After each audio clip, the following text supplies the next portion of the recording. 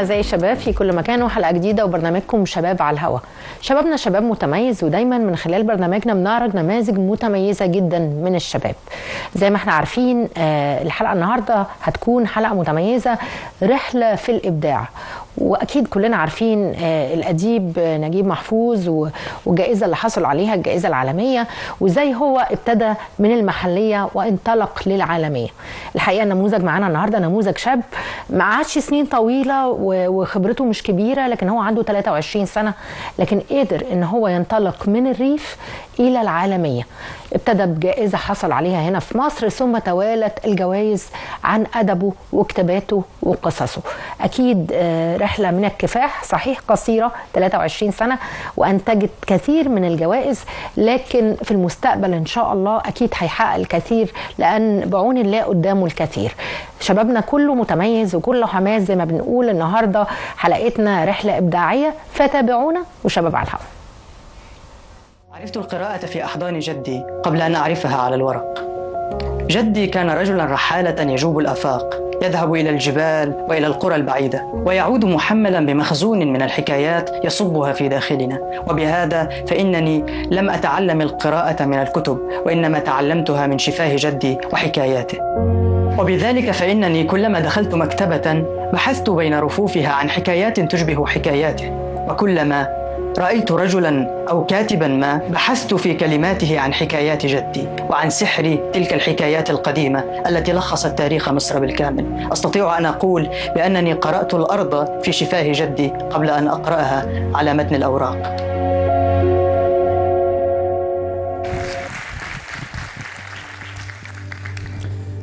أنا ابنة قرن وقارة ثم قارات. عشت طفولتي في الهند. جداتي رأينا آدم يهبط من باب ضوئي في السماء. طفله الأول على الأرض ولد تحت غصون جدتي، فاحتفلت به ونثرت عليه ورودا من ذهب. ورغم أن الطوفان جاء فاقتلع جميع جداتي، إلا أن رجلا من سلالتكم يدعى نوح حمل بذور أسلافنا في كفه.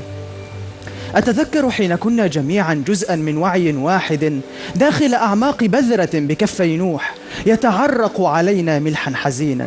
حكت لي جداتي أنهن سمعن نوحا يبكي مودعا ابنه وزوجته وشعبه الغارق، وكان يقول: قتلتنا أحلامنا. حكت لي جداتي أن أجمل ما رأين كانت دموع البشر، وأننا لم نسقى من ماء الأمطار الحلمية ولا من ملح البحر الذي يحمل سفينة السلالات الجديدة، وإنما سقينا من دموع نوح، دموعه المهاجرة والشجر في كفه. بغصن من غصون جداتي سالت أول دماء على الأرض. بغصن من غصون جداتي أشار رجل إلى البحر فانفتح البحر أمامه ومضى. أراد الرجل بناء حضارة فانفتحت له جميع أشجار الأرض. ساعدناكم على بناء جسور أحلامكم، صعدتم علينا وراقبتم النجوم فعرفتم بأن العالم أوسع. كانت كف نوح ميثاقا ووفاء موسى لعصاه ميثاقا، فلما قطعتم الأشجار؟ لا أنسى تلك الذكرى، لا أنسى تلك الذكرى وبوذ العار من كل شيء إلا من روحه يسند رأسه على جذوعي ويبكي.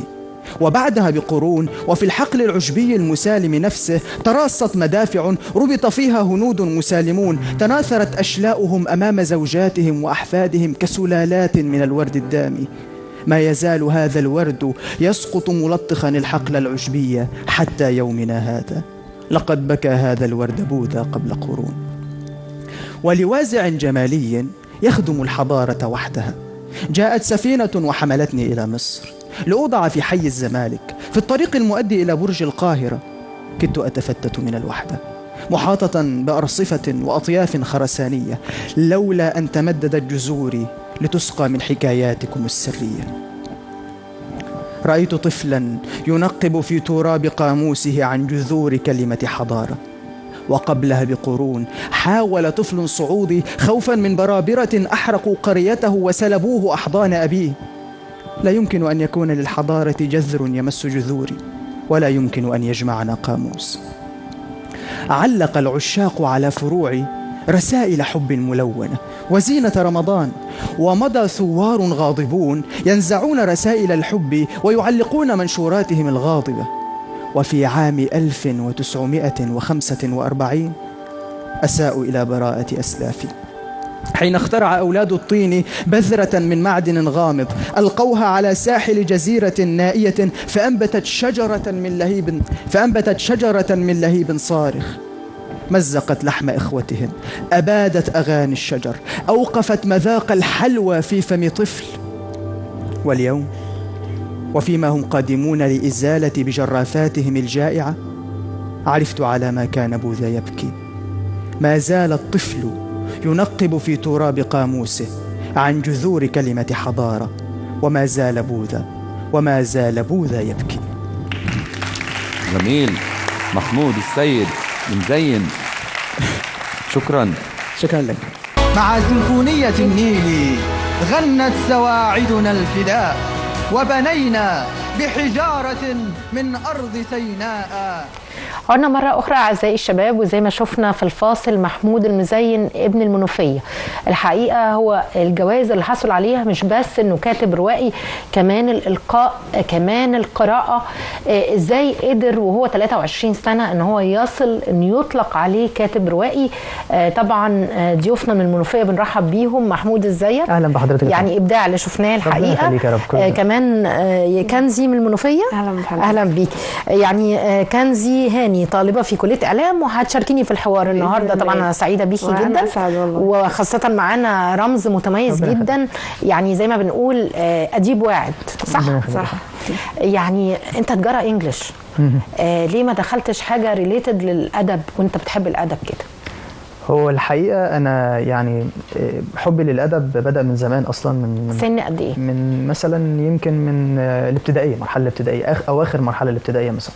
اتنمى قبل يعني كده 5 و6 ابتدائي مثلا. من 5 و6 ابتدائي، واتنمى قبل كده من خلال جدي. لكن بداية قراءتي يعني بداية ان انا جدك اديب او بيحب؟ لا، هو جدي حكاء بالفطرة. يعني جدي ابو زيد الهلالي، الف ليلة وليلة، سيف بن زيازة، الحكايات الشعبية اللي هي لم تسجل الا مؤخرا واتكتبت، هو جدي كان بيحكيها لي عموما يعني. فطبعا بالنسبة للتجارة طبعا واضح انه كان بيحكيها لك باللغة العربية الجميلة. ده حقيقي فعلا. وطبعا بالنسبه تجاره انجليزي، انا حسيت ان انا لو دخلت في المجال كنت محاصر بيه بالكامل او محاط بيه بالكامل بالادب مثلا او ما الى ذلك، ان هو هيبقى ممكن ده يخليني احس يقتل روح المغامره نوعا ما يعني. نمطيه ما عندكش تنوع. انا بدرس حاجه هي نفسها اللي بكتب عنها، لكن فكره ان انت في منطقه وبتحاولي تبدعي عشان تخرجي بره الاطار اللي انت جواه، فهو دي المغامره اللي ممكن كنت بدور عنها في الكتابه يعني. جميل جدا. انت طبعا حصلت على العديد من الجوائز، وكنزي أدرى لأن كنزي زميلتك معاك في الجامعة، كلية مختلفة لكن طبعا عاصرت معاك نجاحاتك، وأكيد زمايلك في الجامعة.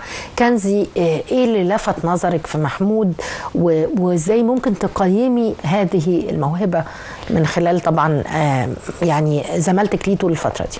هو أنا بداية معرفتي بيه إن إحنا كنا في مسابقة، فأنا كنت يعني عايزة أعرف المسابقة دي بتتكلم عن إيه، فكان يعني محمود نموذج مشرف فيها. وكان انت كنت داخله المسابقه؟ لا، انا كنت لسه رايحه اعرف المسابقه دي بتتكلم عن ايه. بعديها اتعرفت على محمود، وبعد كده بدات اساله اللي هو مثلا لما دخل المسابقه دي فاز بيها ازاي، عمل ايه. فبدات يعني اعرف ان هو ما شاء الله عليه يعني حد مبدع وشاطر جدا، فيعني اتمنى ان انا اتعلم منه حاجات، وبجد يعني هو شاطر ويستحق كل خير. طبعا انت بالنسبه للمسابقات الادبيه انت طالبه في كليه اعلام في سنه تانية، واكيد عندك نهم لده برضه. بس يعني انا في الاول كنت بكتب خواطر، وبرضه كنت بدخل فيها مسابقات وكنت بفوز فيها، بس جت عليا فتره كده اللي هو الشغف بتاعي انقطع عن القراءه والكتابه خالص. بس اكيد بس يعني محمود بيشجعني الصراحه، يعني محمود بيشجعني. عايزين بقى نكمل قصتك ونشوف اول يعني عمل بالفعل ابدعت فيه وحسيت ان ده عمل مكتمل قدمته روائي. اول عمل روائي كان عندك كام سنه طبعا؟ كان من سنه. كان كأول عمل. أنا طبعا حاولت فيه. أنت اتخرجت من تجارة ولا لسه دفعة السنة دي صح؟ صحيح. تمام. بالنسبة لأول عمل روائي قدمته كان مخطوطة للروايه اللي باذن الله ممكن تتنشر 2026. المخطوطه بتاعتها كانت يعني كنت شاكك نوعا ما لان هي مخطوطه كبيره، يعني عدد بتحكي مثلا 200 سنه من تاريخ مصر. خدت وقت كتير فيها في قراءة كتب عن القرن ال19، عن الأكل بتاعهم، عن الثقافة بتاعتهم. حاولت أجمع حكايات القرية، حكايات مصر عموما. حاولت كذلك أن أنا ما ألمش بس بالريف بتاعنا، يعني الريف مصر متنوع، بريف الصعيدي، بالعادات والتقاليد في البرولوس، بالعادات والتقاليد في سينا، يعني في مصر بالكامل يعني. وده اللي انا حاولت اعمله انت عشت الريف في المنوفيه، لكن ازاي قدرت تجمع التجارب في الاماكن دي في سنك الصغير ده؟ قراءات فقط؟ قراءات، وكذلك الادب الحكائي او ما يحكى من الذين عاشوا. جدك كان كنز انت فتحته. ده حقيقي، ده حقيقي فعلا. وبالمناسبه الفكره بتاعت القلب السابع في الصندوق، وهي احدى كذلك دي خدت عليها جايزه. دي خدت عليها جايزه. فين بقى؟ خدت عليها اولا، رشحت بيها لاول مره في ابداع اللي هي بترعاها وزاره الشباب والرياضه. تمام. وكذلك رشحت بيها للمملكه المغربيه، رشحتني لفرنسا، وخدت عليها جائزه افضل روائي صاعد في بالنسبه للدول الفرنكفونيه. الفرنكفونيه بالظبط. تمام. فالقلب سبب في الصندوق اصلا الاسم ذات نفسه يمكن يبان غريب شويه او مبهم شويه، بس الفكره بتاعته كلها جايه من جدي، جايه برضه من فكره الصندوق الخاص بجدي اللي هو مليء بالحكايات اللي اتفتح، وحاولت ان انا احاكي قدره جدي على الحكي يعني. كنزي. طب يا محمود، عايزين نعرف طريقتك في الكتابه اتطورت ازاي، ومين برضو من الكتاب الكلاسيكيين اللي اثروا عليك؟ يمكن ان السؤال جميل بصراحه، لان هو مرتبط جدا ببعضه. اول حاجه خالص، الكتاب الكلاسيكيين اللي قريت لهم هيبقى تقليدي جدا لو قلت نجيب محفوظ منتشر بشكل عادي، بس انا ما انكرش انا قريت لنجيب محفوظ، لكن اللي اتاثرت بيه اكتر من مصر كان يحيى الطاهر عبد الله. يحيى الطاهر عبد الله ده اديب يمكن يكون مغمور او مش معروف قوي. ده من ادباء الكرنك الصعيد، وهو عنده روح حكائيه مدهشه، عنده قدره على تنغيم الحكي، على تنغيم السرد، وعلى كذلك الالمام بالخرافه الريفيه. اتأثرت من بره مصر بجابرييل جارسيا ماركيز من كولومبيا، واحد الحائزين على جائزة نوبل، وكذلك اتأثرت بسلمان رشدي من الهند، وحاولت ان انا اوعى قراءاتي عموما يعني. ولاحظت بعد كده في اعادة نظرتي اللي انا بقرأه ان انا بدور عالميا على فكرة الريف وفكرة التراث وفكرة الادب الشعبي وفكرة الحكايات المسحورة عند الادباء اللي كتبوا عنها من عيونهم، من عيون بلادهم يعني. دي كانت في قصة واحدة ولا روايات، يعني كل رواياتك بهذا الطابع؟ هو في روح واحدة، يعني قد تختلف طريقة الكتابة، لكن في روح واحدة الصورة دي طبعا يعني خاصة بيك صح؟ الصورة دي الصورة ديت كانت مع الأديب العالمي واخد جائزة نوبل للأداب عبد الرزاق قرناع. تمام. يعني كانت في المملكة السعودية. المملكة السعودية برضو حصلت على جائزة تتعلق بأميرة أماراتية صح؟ المملكة العربية السعودية كانت جائزة كانت تحت رعاية شركة أرامكو. الأميرة الإماراتية كانت جائزة المشروع الوطني للقراءة، ودي كانت في مصر، كانت هنا في مصر يعني.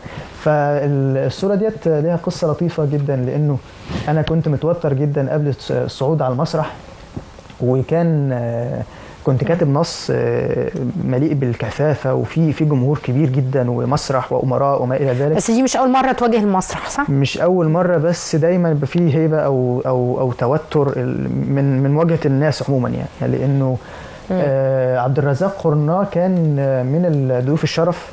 وقتها انا كنت قرات له قبل ما ياخد جائزه نوبل، وقرات له بعد ما خد جائزه نوبل. والحاجه اللي شجعتني اكتر لما قعدت معاه قبل المسرح بفتره، وقعد يكلمني لما كان شاب، ولما كان ازاي واجه صعوبات الكتابه، وازاي اضطر انه يسيب وطنه ويهاجر عشان خاطر يكتب عن وطنه من بره، لانه كان محتاج فكره انه يوسع اطار التجارب الخاصه بيه. وبصراحه الهمني جدا، وكان تشجيعه لي قبل المسرح شيء عظيم بصراحه يعني. انا ممتن جدا لهذا الرجل يعني. اثر القريه في قصتك وصوره القريه، وخاصه ان انت نشات في قريه الشهداء صح؟ السوالميه، كفر السوالميه. هي تابعه للشهداء، لمركز الشهداء. طبعا ليه قصص مركز الشهداء في التاريخ يعني. واكيد ده بيظهر في رواياتك يعني. صحيح فعلا صحيح. القريه يعني دايما لما بلاقي مثلا كتاب اعرفهم الاقيهم بيكتبوا في الفانتازيا، اللي هو الادب اللي بيتخيلوا عوالم ومجرات وما الى ذلك. وانت خلطت ما بين الخيال والواقع. بالظبط. فلقيت ان القريه ممكن تكون باطارها شبه المحدود انت ممكن تطلع منه كل الحكايات المدهشه. يعني خيري شلبي كتب عن القريه، يحيى الطاهر كتب عن القريه، جابرييل ماركيز في قريه في كولومبيا كتب ماكوندو اخترع قريه، ويليام فوكنر كتب عن القريه، بوريس باسترناك، معظم الكتاب العالميين كتب عن نجيب محفوظ لما كتب عن الحاره. طب ما هي كذلك صوره مصغره حاول ان هو يحط فيها برضو الفلسفه والصراعات في مصر والرموز. بالظبط. بالظبط. وانت مستعمل رموز كتير في قصص. الحقيقه ده جزء من اسلوبي اللي كانت بتتكلم اللي كنزي بتتكلم عليه بالظبط. ده جزء من اسلوبي. ايه اللي لاحظتيه في اسلوبه تاني يا كنزي؟ اللغه اللي هو بيتكلم بيها يعني حلوه جدا جدا كمان. مش اي حد بيعرف يتكلم بيها كده، اللي هو لا لازم حد ده بيكون قرا كتير، بيكون مر بحاجات كتير عشان يوصل اللي هو فيه ده. دي حقيقه. بس احنا بجانب القرايه الاسلوب جدا واضح ان هو برضه مؤثر عليه جدا. طيب الوقت اللي بتقرا فيه قد ايه؟ وقت القراءة واختيارك للكتب اللي بتقراها. وقت القراءة واختيار الكتب، أولا أنا يمكن من ساعة ما يعني قررت قرار مغان إني أحترف الكتابة أو إني أجعل. قررت القرار ده إمتى؟ قررت القرار ده لما كان طبعا انا كنت مدمن للموبايلات السوشيال ميديا زي كل الشباب اللي بيجيلك. لحد ما فجأة كان جت فترة معينة يعني وكنت باظ الموبايل الخاص بيا، وطبعا كان بيتصلح وما الى ذلك. فوقتها لقيت المكتبة بتاعتي فيها بعض الكتب اللي انا كنت خلاص، انا كنت في فترة كده خلاص انا مش هقرأ، زهدتها لحد ما واستعنت بالسوشيال ميديا لحد ما رجعت وجدت كتاب معين، فتحت هذا الكتاب. مع اول سطر بدات اني يعني كان جابرييل جارسيا ماركيز كان بيوصف قريه كذلك، كان بيقول وامام كتيبه الاعدام. دي مكتبتك ولا مكتبه والدك ولا جدك؟ المكتبه الخاصه بيا اللي بناها لي والدي، يعني اللي هو اللي اختار لك الكتب دي. هو اللي اختارها، وهو اللي دعمني، وهو اللي لما عرف ان انا بحب التراث وما الى ذلك بدا ان هو يزخرفها لي بفكره اللي هو الخشب التراثي، يعني اللي هو مش انت بتحب ده، طب انا هعملها لك بالشكل اللي انت اللي يعني تحبه يعني. فطبعا اول سطر من جابرييل جارسيا ماركيز روايه 100 عام من العزله، امام كتيبه الاعدام سيتوقف الكولونيل أوريليانو بوينديا ويتذكر ذلك المساء البعيد الذي أخذه فيه والده لرؤية الجليد. فكرتني بالدهشة اللي جدي خلاني أحسها لما حكى لي أول حكاية. كولونيل واقف قدام كتيبة إعدام بيحاوطوا بالرصاص، هو بدل ما يستسلم لسلطة الموت بدأ إنه هو يفتكر حكاية حكاها له والده.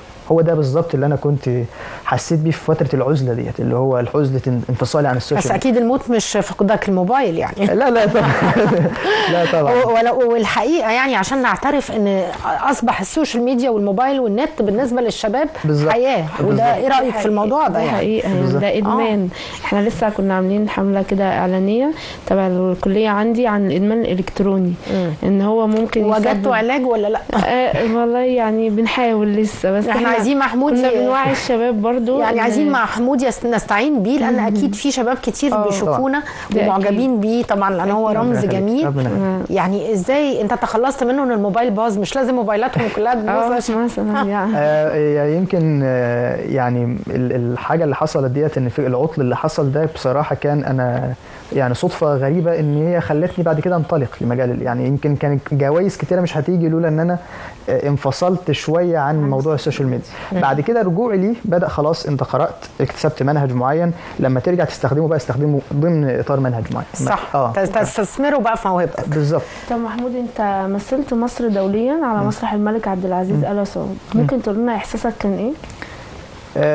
يمكن يعني أول ما يعني لقيت اسمي محطوط من ضمن 180 ألف شخص كان مترشح للمسابقة ديت، وطبعا هي مسابقة عالمية، فيعني الوصول هناك صعب.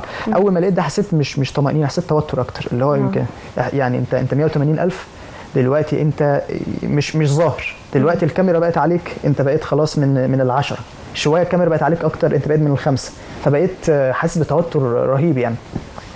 بس بعد كده بعد ما كان عندك كام سنه؟ ديت كانت السنه اللي فاتت. السنه اللي فاتت. السنة اللي 22 سنه. 22 سنه.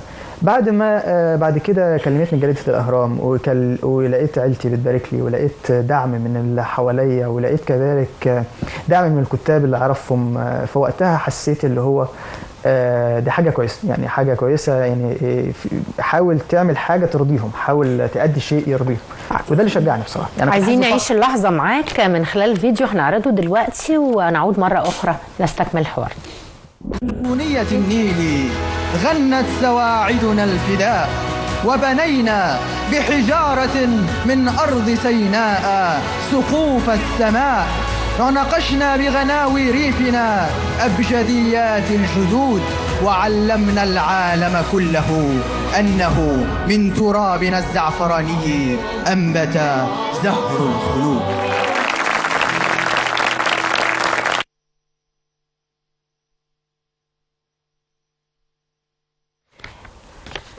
عشنا مع محمود لحظة كانت أول لحظة يحصل فيها على جائزة داخل مصر. احكي لي بقى على الحدث ده وكنزي هتستكمل معاك. بعد فكرة الموبايل ومحاولة استثماري للسوشيال ميديا بشكل جيد، بدأت ان انا اشوف ازاي ممكن عن طريق السوشيال ميديا ان انا اقدم لاشياء تفيدني. لقيت في لينك اسمه المشروع الوطني للقراءة. المشروع الوطني للقراءة طبعا تحت رعاية مؤسسة البحث العلمي الاماراتية. حاولت ان انا طب ماشي، يعني حاول انت بتقرا في عزلتك وبتقرا لنفسك، حاول ان انت تحقق شيء من القراءه او من الحاجه الذاتيه او الشخصيه دي. قدمت مفروض انك تقرا 30 كتاب، تلخص كل كتاب في 1000 حرف، 1000 حرف اللي هي فقره، وبعد تلخيصك للكتاب. تلخيص اصعب يا كنزي صح؟ ده اللي انا كنت بقدم فيه مع محمود، وهو يعني قال ان هو لا ما شاركتش، بس هو قال لي يعني ان هو يساعدني فيه. بس جيت انشغلت في الكليه فقلت له هقدم في سنه تانية، بس هو قدم فيه يعني. ده اللي اتعرفتوا على بعض فيه. بالظبط. أيوة ده كان فرصه جميله بصراحه، يعني كان التلخيص ده من اصعب الفنون. 30 كتاب يعني. انا اختياري انا الشخصي محددين كلمات، في عدد كلمات معين. 1000 حرف. 1000 حرف. 1000 حرف، يعني 1000 حرف اللي هي فقره قد كده. تمام. مثلا ممكن كتاب يكون 500 كلمه، 500 صفحه، تلخصيه في 1000 حرف. وبعد كده بيتم امتحانك باراجراف فعلا. باراجراف فعلا. الامتحان الاول في الجامعه. الامتحان الثاني بيبقى فيه لجنه كبيره جدا من ناس من الامارات، تونس، فلسطين الى اخره، مثلا سوريا، يعني من بره مصر كلهم، وبيتم امتحانك في تحت ضغط معين. يعني عايزين عندك لغه جسديه واضحه، عندك لغه قويه، المامك بالكتب. وده طبعا اللي خدت فيه لانه كان اول جايزه، فخدت فيه مركز سابع، بس انا كنت راضي جدا بيها كانجاز. ودي اول مسابقه اشارك فيها؟ اول مسابقه اشارك فيها. مسابقه صعبه.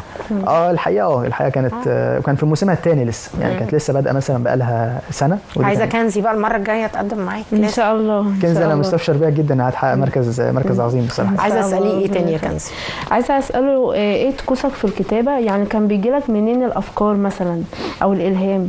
الحقيقه انا يمكن الكتب اللي انا بكتبها قطع كبير، يعني مثلا 500 صفحه وما الى ذلك، وده يمكن اللي اتعلمته من ماركيز ومن الكتاب اللي انا كنت بقراهم، محفوظ حتى لما الحرافيش 600 صفحه. ويمكن ده مش مناسب قوي مع الجيل اللي احنا عايشينه، اللي هو فكره الريلز والتيك توك والحاجات البسيطه قوي اللي هي اللي تستدعي انتباه بسيط. بس دي كانت برضو مغامره جديده، ما انا ما دام هكتب هحاول ان اغامر بشكل او باخر في الكتابه. طقوسي في الكتابه طبعا هي اول شيء اني اعيش التجربه، يعني انزل المدينه الساحره القاهره. دايما بستقي حكاياتي من شوارع القاهره. شوارع القاهره شوارع ساحره جدا. طبعا اصدقاء كتير، يعني ليا اصدقاء كتير ريفيين عندهم معرفه كبيره جدا بالريف مني، مثلا صديقي احمد وليد مثلا. كذلك كان اصدقاء تانيين واهله وعيلته وما الى ذلك كانوا دايما بيساعدوني في امدادي بالحكايات الريفيه. ده بعد كده بقى لما جدي وصل الى مرحله انه اصيب ويعني او صار يعني مش في حاله صحيه جيده، فلم يعد عندي ذلك الصندوق الساحر اللي بيمدني في بس اكيد نهلت منه كثير يعني. انا اخذت منه ما دفعني يعني للنجاح بصراحه. يعني في جمله دايما بتقولها: امنيات لا تنسى وحكايات وحكايات لم اكتب. لم تكتب. طيب ايه اللازمه دي او الجمله دي بتنم عن ايه؟ اولا يعني بصراحه رغبه في الحياه على هذه الارض ما يستحق الحياه، لسه في امنيات لم تنسى بعد. كانت الروائيه رضوى عاشور اللي كذلك يمكن الدكتوره رضوى عاشور طبعا. طبعا يعني كانت عندها برضو مقوله شبيهه جدا، يمكن هذه المقوله مشتقه منها. ان الحكايات التي تنتهي لا تنتهي ما دامت قابله لان تروى. الحكايات اللي مضت لم تمضي ما دام هناك فن الحكي. هي في سياق الخلود بعد بالظبط. فبالظبط فيمكن انا مشتقه هذه المقوله مشتقه جدا منها يعني. وانت اخذت جائزه دكتور رضوى عاشور. دي كانت بعد كده بقى، بعد ما خلصت مشروع الوطن للقراءه حبيت ان استغل بقى مش فكره القراءه، فكره الكتابه. فقدمت بروايه اللي هي القصه القصيره اللي اسمها قلب السبع في الصندوق، قصه قصيره من 6 صفحات حولتها ل 300 صفحه روايه. روايه. وقدمت بقى دي الروايه اللي هي سيره اجيال، بتدور بتتكلم على نشأة مدينة بورسعيد، بتتكلم على العادات والتقاليد والخرافة في القرية، بتتكلم على موت شخص من أعداء الشمس اسمه محجوب الشمس، شخص غامض له 7 أسماء، كل اسم كان في إقليم مختلف من أقاليم مصر. بيتم عن طريق الرواية استكشاف اسمه، كان هنا اسمه كذا، كان هنا اسمه كذا، وكل اسم يولد حكاية معينة. فطبعا ديت كان وجهة نظري أنا عن التراث المصري أو عن الحكاية المصرية عجبت لجنة التحكيم وقتها، وده اللي خلاهم يدوني الجائزه. لازم انت على درايه بالتاريخ وقرات كثير من التاريخ، لان انا شايفه ان انت بتعمل مزج هائل ما بين الوقائع التاريخيه والروايه، مش كده يا كنزي؟ ده حقيقي فعلا. القلب السبع في الصندوق كانت بتضم جزء من التراث الشعبي ممزوج بالاحتلال الانجليزي لمصر، موضوع يعني محمد علي وما فعلوا في مصر من تطويرات وما الى ذلك. كل ده حاولت ان انا يعني استفدت من مشروع الوطن للقراءه في فكره يعني ازاي تمسك كتاب كبير جدا ضخم، سفر ضخم، وتجعله مثلا في اقل عدد من الحروف. استفدت منه هنا في قصه قصيره، ازاي تكثفها، ازاي تضع مثلا تاريخ وادب شعبي وما الى ذلك، كله في اطار بسيط. طب ازاي كاتب مبتدئ يقدر يتغلب على تحديات الكتابه مثلا؟ اول شيء لابد يبقى عنده جد زي جد بصراحه. يعني لانه طب لو ما عندوش لو ما عندوش اول شيء لابد يكون ليه دعم. لابد بتتكلم عن دور الاسره. طب دور الاسره بالنسبه لك طبعا ده يخلينا نسالك. عايزين نعرف طبعا دور اسرتك ايه معاك يعني. الحقيقه زي ما انا سبق الذكر يعني ان والدي كان هو اللي لما يعني قرأ وشاف محتوى، هو صانع المكتبه. هو صانع المكتبه، هذا الاديب كما يقال. فالمكتبه هو يعني يعني لما شارك بانه وضع الكتب داخل المكتبه كذلك يعني عملها مميزه جاذبه لسنك. اطرها بالنوع الخشب زي مثلا الحاجات اللي زي الارابيسك والحاجات اللي حاول ان هو يعمل شيء زيها عشان خاطر يحوطني دايما بالحاجه اللي انا بحبها يعني. فجد بشكره جدا بصراحه. ووالدتي كانت دايما كان فترات تعبي وما الى ذلك عرفت ان انا في فترات وصلت الى هوس بالقراءه وما الى ذلك بعد طبعا يعني موضوع السوشيال وبدايه يعني الكارير او بدايه دخولي في هذا النسق.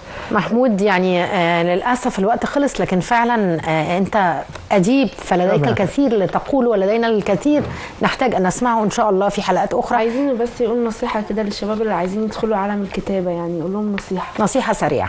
جميل. اول شيء طبعا اول جمله اكتب بصدق، اكتب، حاول. جميل جدا. تقولي ايه في النهايه في الختام؟ انا مبسوطه جدا بالحلقه النهارده، ويعني ربنا يوفقك يا محمود، بتمنى لك كل خير. نورتينا. مبسوطه لحضرتك. نورتينا حبيبتي، نورتني وسعيده بيك. رمز جيد فعلا. وفي اخر حلقتي وفي الختام بقول مصر ولاده، لا زال الكثير في جعبه مصر من شباب لديه الكثير من الامكانيات والقدرات، يحتاج من يتبناه ومن يرعى هذه القدرات. أكيد مصر فيها كنوز كتير، أهمها البشر والقدرات البشرية، والشباب هم النسبة الأكبر بالتأكيد. كنا معاكم وشباب على الهواء، إلى اللقاء وحلقة جديدة وفريق عمل جديد.